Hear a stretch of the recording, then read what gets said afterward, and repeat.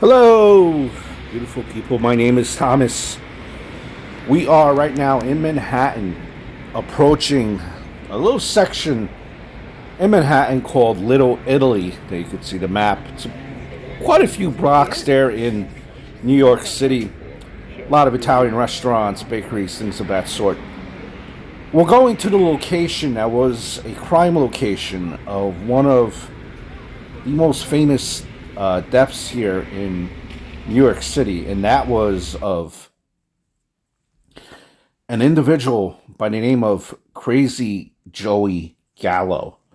Now, I'm not going to explain too much about Joey Gallo. That's in another video that I will put out.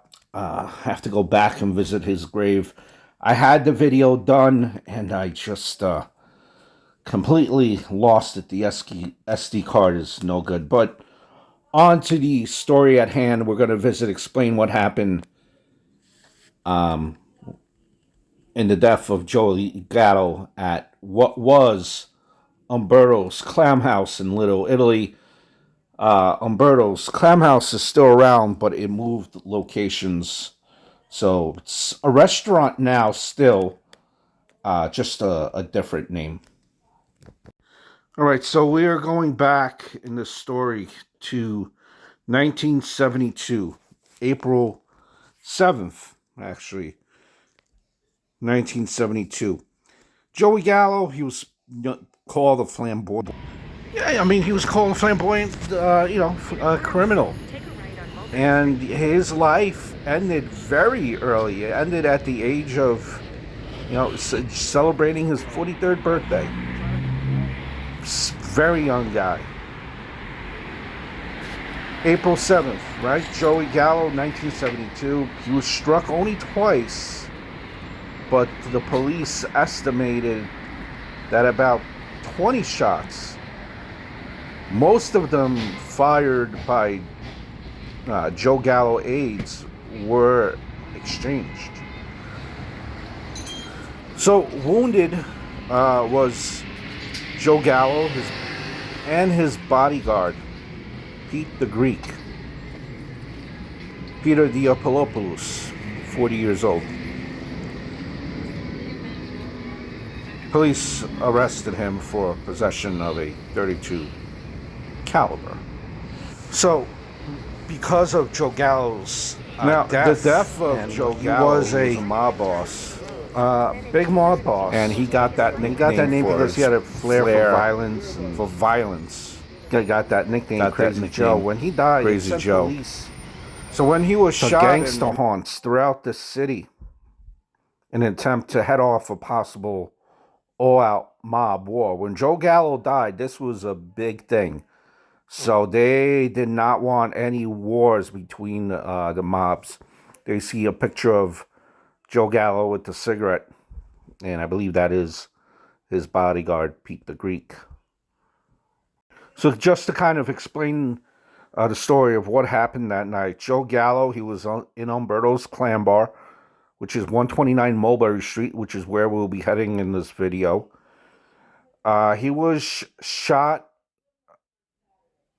with his bride of 3 weeks along with him, Cena, and Cena's daughter, Lisa, who was 10 years old. Also in the party, which had gone to, the Italian restaurant, Umberto's, because they had come back from attending comedian Don Rickles' opening night. And Don Rickles was playing at the Copacabana. So sitting at the table with Joe Gallo was Diapolopoulos, his bodyguard. He sat at the table, which was on the right side and in the rear of the small restaurant. The police at that time said that one and possibly two other Gallo men were seated on stools in front of the restaurant.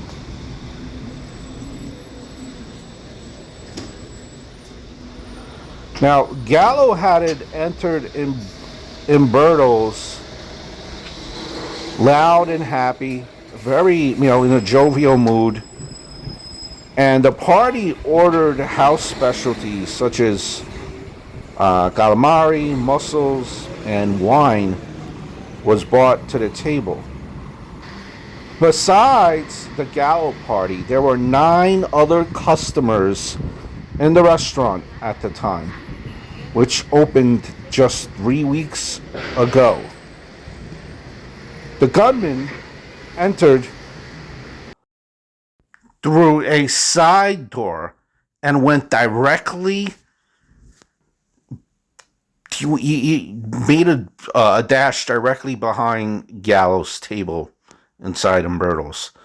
The man, who was described as about 5 feet 8 inches, stocky, about 40 years old, with receding dark hair, he fired twice, striking Gallo in the left shoulder and in the left buttock. His bodyguard, Pete the Greek,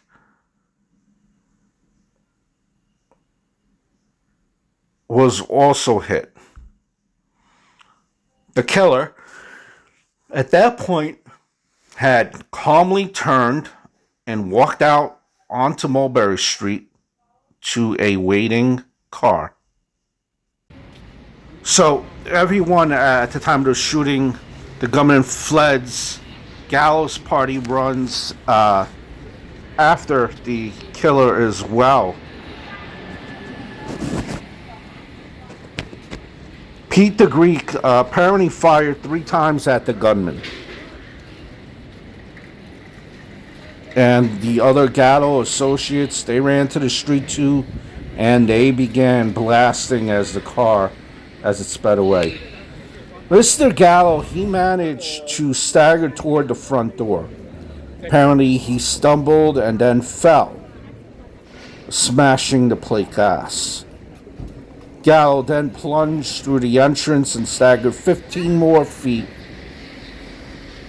before collapsing in the middle of the intersection of Hester and Mulberry Streets.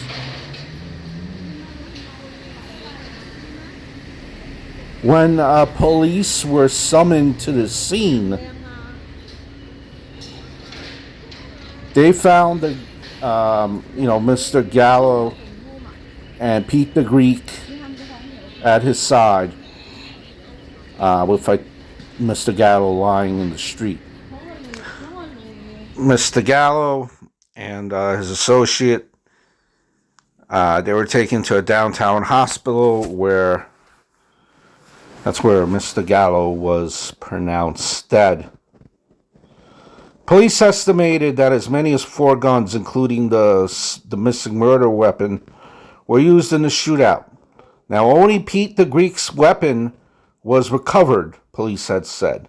Several buildings, including Graziano's funeral home, directly opposite Umberto's side entrance, it marked evidence of being struck by bullets or slugs. Although Gallo had recently said that he was retired from all criminal activity and was writing a book, police sources, they said that this was not true. That in fact, Mr. Gallo had built up a considerable organization since his parole from prison last June. I know. Now, when I say last June, I mean, obviously, June of 1971.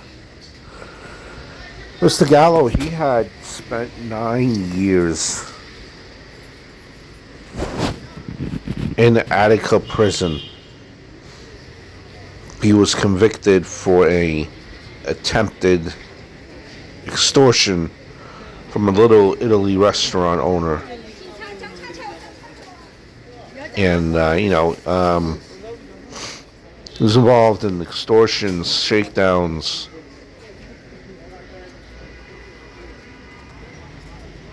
And this is And this is, based on, police reports from back then, during that time. Here we are, magic. Little Italy. This is the restaurant right there. Right there. That famous shooting of Mr. Gallo.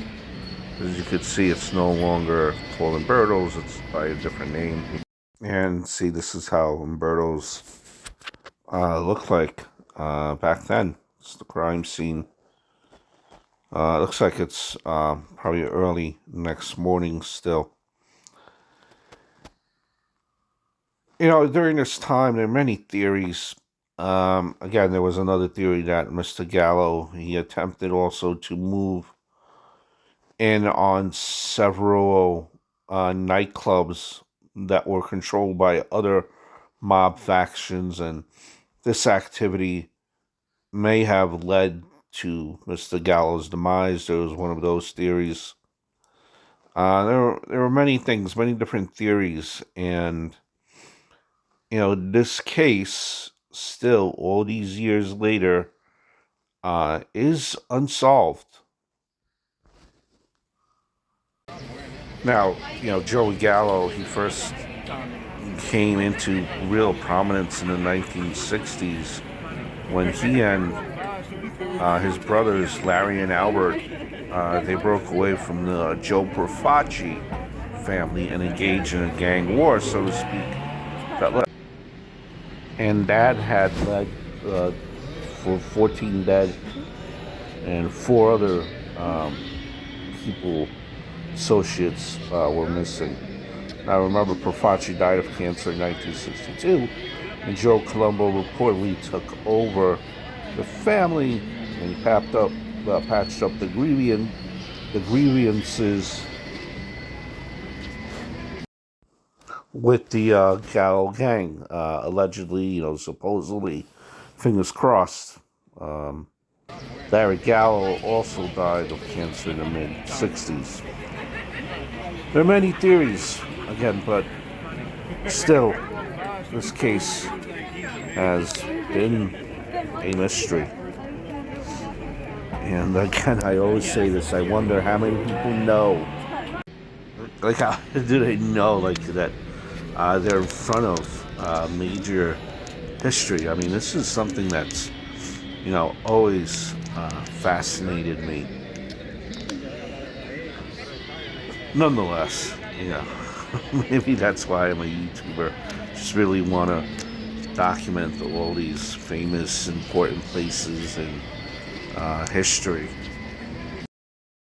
One other rumor out there was said that apparently Gallo thought that he was safe at Umberto's because of kind of like an unwritten agreement among gangsters that Little Italy was off limits to bloodshed rather. That, that's just somewhere you do not go to cause trouble and chaos. And it is this belief that might have caused Joe his life. So much for Scout's honor, huh? I hope you enjoyed this video. This is again on Mulberry Street in Little Italy. I hope all is well. Look forward to speaking to you guys very, very soon.